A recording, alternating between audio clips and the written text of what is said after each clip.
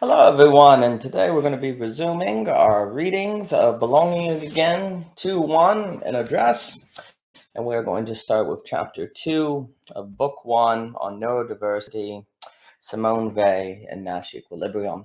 And this is section of 2.1 is called Lorenzo Barberis Canonico and Neurotypically Stuck at Rational Impasses.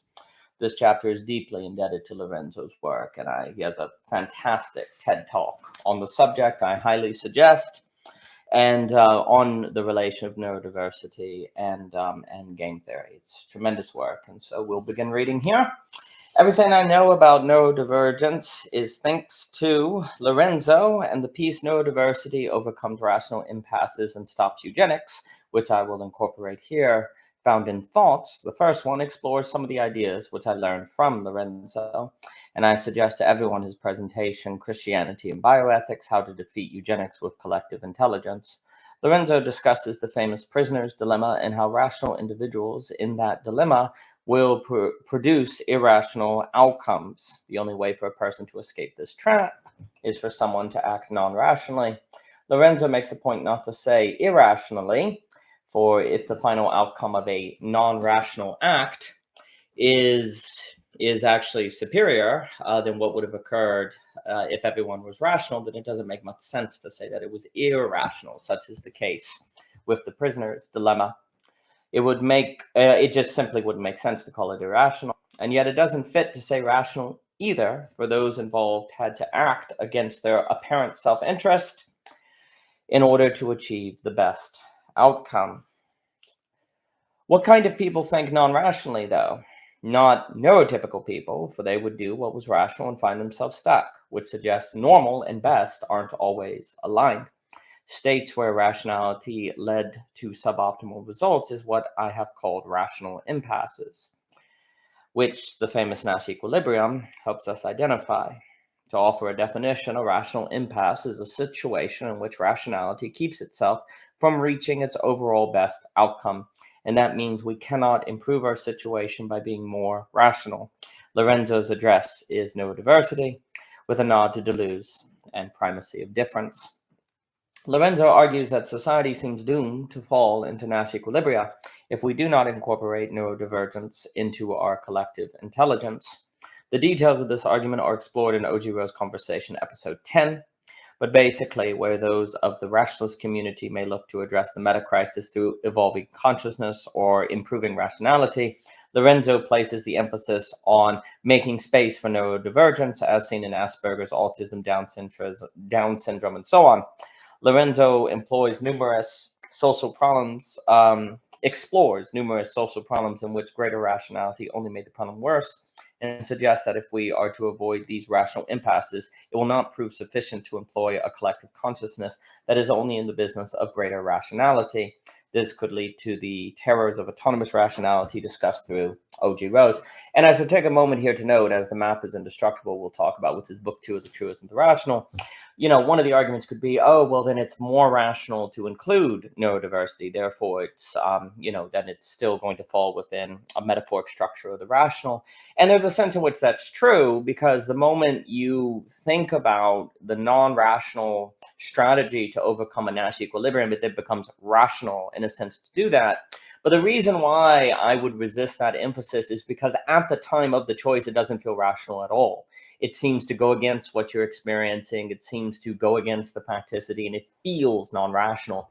And non-rational as a word is also used to kind of suggest that it feels irrational to do what doesn't seem to be the most rational thing. So I think putting the emphasis on this existential tension is quite important, because otherwise it can create a certain false impression that you're going to feel like you're doing something rational or something that's typical when you engage in these non-rational strategies. But that's not going to be the experience at all. I often like to kind of base the language that we use in O.G. Rowe on the experience itself. You could say the phenomenology, if you liked. And then if you really examine the fact that, it feels pretty terrible, it feels tough, it's difficult to engage in non-rational activity to avoid Nash equilibria, then you can ask, what are the conditions of reality to make this the case, which is the phenomenology move. if you're experiencing X, what must reality be like so that you experience X and you work back from that? Well, that could then maybe lead you into Hegel asking questions on if there's a certain dialectical motion to reality itself, but that's another topic for another time.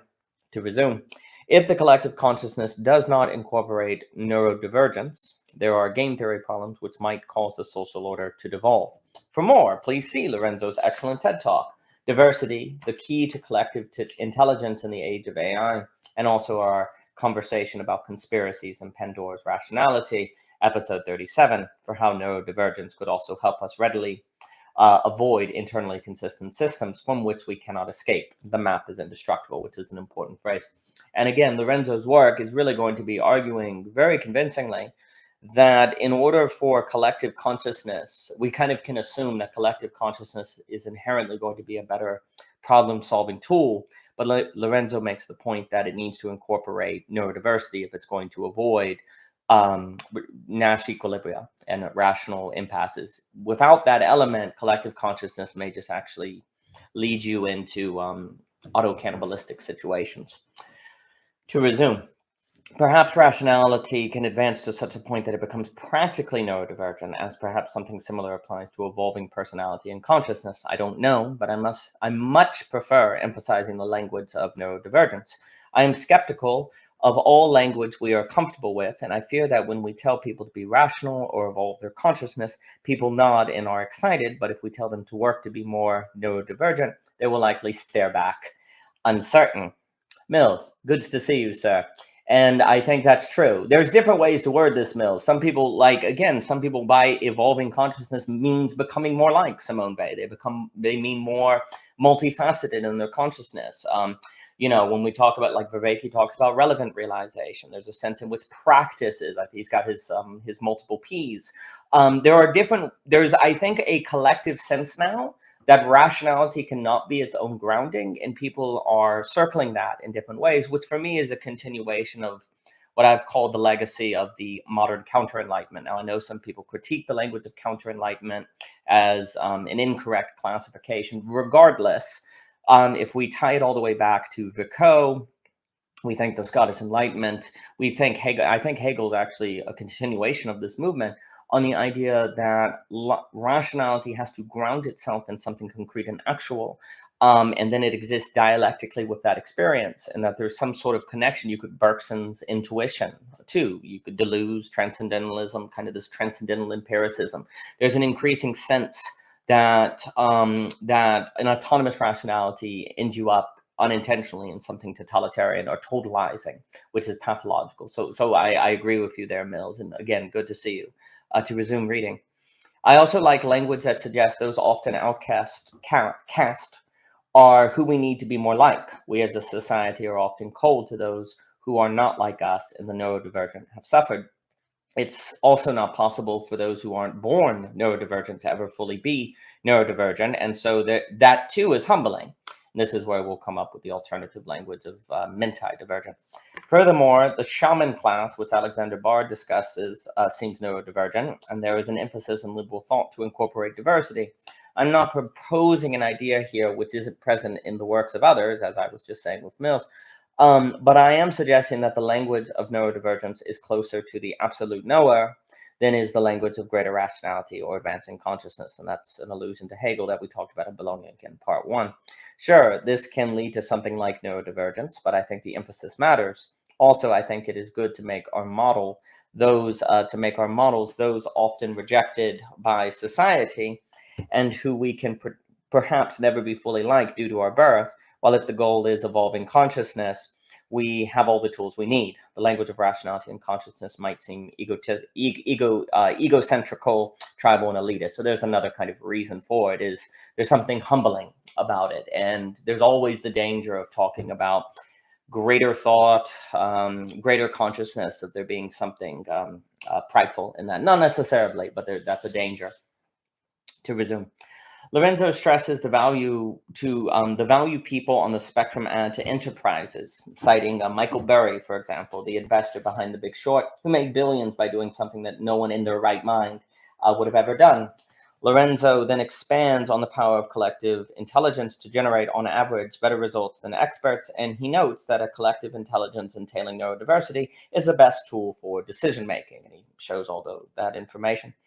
By dialectically putting the rational and non-rational in dialectical conversation with one another, problems will become solvable that otherwise might never be overcome. And that's what he works to show.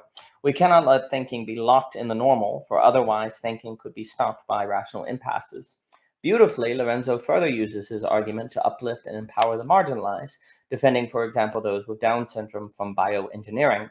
And there's also a big, Lorenzo notes that as this technology emerges for bioengineering, gene editing, you could have people increasingly edit out or genetically edit out neurodiversity from the society, which ironically could lead to us being incapable of escaping rational impasses. And so that's a real problem there, where if basically we're stuck in multipolar traps or all the different things that Smackenberg and other people talk about without neurodiversity, then bioengineering could be nailing the coffin shut, if you will. To resume, once the neurotypical can edit genes, we might rationally change children and the globe, to fall into Nash equilibria. Able to think non-rationally, not stuck in the normal, like what concerned Foucault and Deleuze, the neurodiverse can save us from out-of-date syndromes, or they can be the first movers in producing new ways of thinking that save us from out-of-date systems and rational impasses. Furthermore, returning to our central question, a neurodiverse person could leave Plato's cave on their own. The neurotypical would likely stay in place, never seeing rational reason to question if the shadows were in fact just shadows. Indeed, Plato's cave is a prisoner's dilemma per se, and the neurotypical would likely remain in the cave all their days unless someone dragged them out. Please note that intelligence is not what distinguishes the neurotypical from the neurodiverse, for there can be extremely smart neurotypical people who are still neurotypical. The difference is mainly a way of seeing. So this is not an IQ matter. This is a way of seeing and a way of thinking that is more formal and essential. While neurotypical are more AA, the neurodiverse are more AB, those are Hegelian terms, different kind of forms of logic, and we can be geniuses who are AA, and yet that alone will not help us leave Plato's cave on our own. Something deeper is needed, something Illich and McGilchrist might call awareness. So please note, this is not a matter of just higher intelligence, because you could have higher intelligence and still be in the neurotypical. So that's a real issue. You can't just assume more education will solve the problem. It might just reify greater neurotypical thinking. To resume, another way to think of neurodivergence might align with what Andrew Sweeney and I discussed involving magic, O.G. Rose episode 138, which we discussed in the context of the hip-hop cipher, a critical image and metaphor for belonging, again, forever indebted to Bernard Hankins, and I highly suggest Bernard Hankins' TED Talk. It seems like magic when people in a cipher are just able to come up with lines off the dome in response to what everyone else said, as a jazz improvisation or improvisational dance can also seem like magic. A conversation, a party, a festival where time passes quickly. These two can be examples of magic, suggesting the possibility of humans living according to a different flow of time and according to a different occupancy of space than what is usually experienced. We usually live according to AI understanding, but it seems possible for us to live according to AB reason, and again, Hegelian terms. Sweeney and I discussed how a purpose of humans is to be magical, and what we described is not reducible to intelligence. Rather, it is to be practiced and skilled in something which is formally different. So we're talking, this is more of a formal matter than an accidental matter, to use those Aristotelian distinctions. And to anyone just joining us, we're reading from Belonging Again 2.1, and we actually just finished the class at Parallax, which we really enjoyed, about the book. That was really a treat over there. So thank you, Sweeney and Tom, for making that possible, and everyone who joined us for us. It was wonderful. And you can still pick up a copy of the book today on Amazon. To resume, I've made distinctions between causation and creation in the past, discussing how humans create, but what we create is always dressed in causality, making it seem like only causation has ever occurred. When I write a story, for example, I create the story into the world, but then it exists within cause and effect, making it seem like it was only ever causation that was at play, which can cause some misunderstandings. To resume, when I speak, I create indirect causation in a different direction, which makes it seem like I only cause, but the entire reason this change of causation occurred is because of a creative act. Onwards and determinism expands this line of argument. The move from, and that's probably going to be in Third Thoughts, but you can find it online. The move from the neurotypical to the neurodiverse could be overlain with a move from causation to creation, low-order discourse to high-order rhetoric, as we talk about later in the book. And though, of course, both are always needed and in play, the point is that an emphasis on creativity is to suggest an entirely different way to think about how the world emerges and operates. It opens a new horizon according to which we can understand life, like the movement in Hegel from understanding to reason, where there is a distinction between causation and creation. The universe is no longer the typical place we thought it was. Possibilities suddenly open that otherwise were closed, like leaving Plato's cave on our own. The topic of creativity overlaps with the topic of intrinsic motivation, for to create is for something to seemingly come out of nowhere, high order, while causation is more extrinsic, linear, and predictable. If I am able to motivate myself to myself and by myself to do X, that is an act which is more creative than caused, for nothing in facticity or the world forces me to do X. I practically act as my own ground of becoming. Now, please note that doesn't necessarily mean intrinsic motivation is good. That's a different topic. And there's also forms of intrinsic motivation that are overly socialized and simply expressions of the external circumstance. So there are nuances there, but there is a difference between the thrust of the motivation. To resume, Sweeney noted how divinity was once associated with inspiration, and since I would associate meaning with motivation, we could see here reason to think of divinity as generating motivation. In this sense, leaving Plato's cave on our own is a divine act, which is to say it is a magical act, a creative action, and/or an act of intrinsic motivation, which moves us toward being more neurodiverse.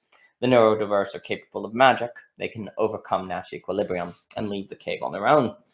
All right, but how can we spread neurodiversity then? Which is suggested here as basically spreading childhood, an overarching theme, and by childhood we're thinking Nietzsche. Aren't we either born neurodiverse or not? Ultimately, yes, and I don't mean to claim that anyone can become neurodiverse. Rather, I am using neurodiversity to describe how childhood is not so much a matter of intelligence, but a formal change in thinking, orientation, and towardness from AA to AB, discourse to rhetoric. We will not address Plato's challenge through becoming smarter, for indeed, Plato was very smart and ended up with his Republic. Rather, we must think differently and deeper.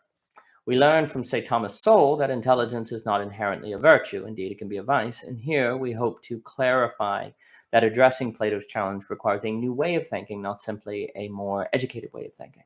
Yes, we need to be educated, but what is necessary will not necessarily be sufficient. And I would suggest Dr. Sowell's Conflict of Visions. That book kind of points to what we're talking about. There are studies which have suggested that many CEOs in America are sociopaths. They do not think like most of us, and so they can handle stress, rejection, and so on, which more typical people usually cannot handle without psychologically breaking down.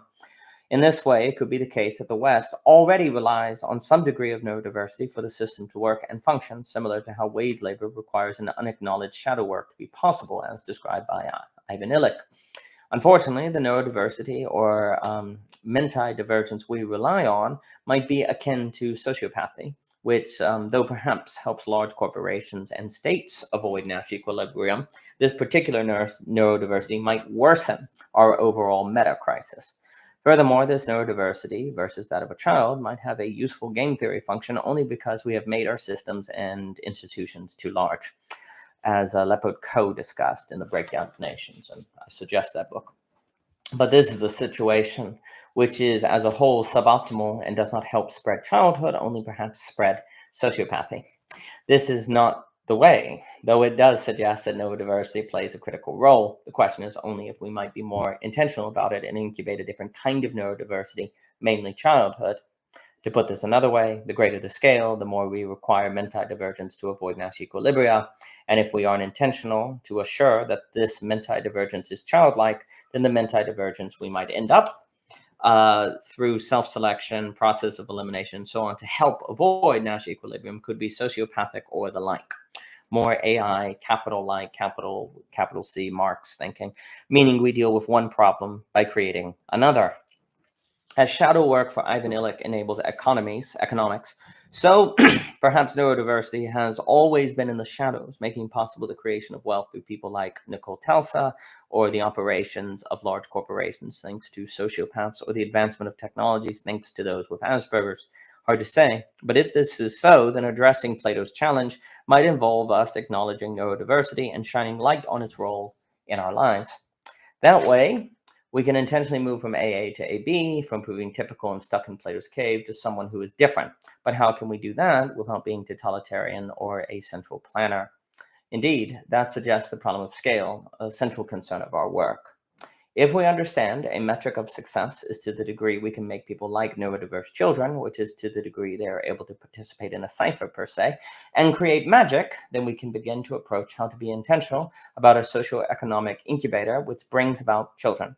But that's a lot early on. Here, we will first explore more the topic of neurodiversity, game theory, and focus on an example of a child saint in Simone Weil to better think about how we might approach Plato's challenge. Now I'll bring us to an end on II.1 on the relation of neurodiversity to game theory. I highly suggest Lorenzo's work. You can find it, and we will talk next about Simone Weil as a potential case study. I also think it's also interesting how thinkers like Ivan Illich and Leopold Koh seem to have known one another and also had a certain attraction to people like Simone Weil. I think that's all of note. And again, Lorenzo, I also had a wonderful talk with Lorenzo on literature and neurodiversity. That can be found on his podcast, The Swarm, I believe, and there's a link for it on ogrose.com. And again, this has been From Belonging Again II.1. You can find the book on Amazon. All reviews are really, really appreciated. And thank you so much for your time. It's been a pleasure. All the best. All the best.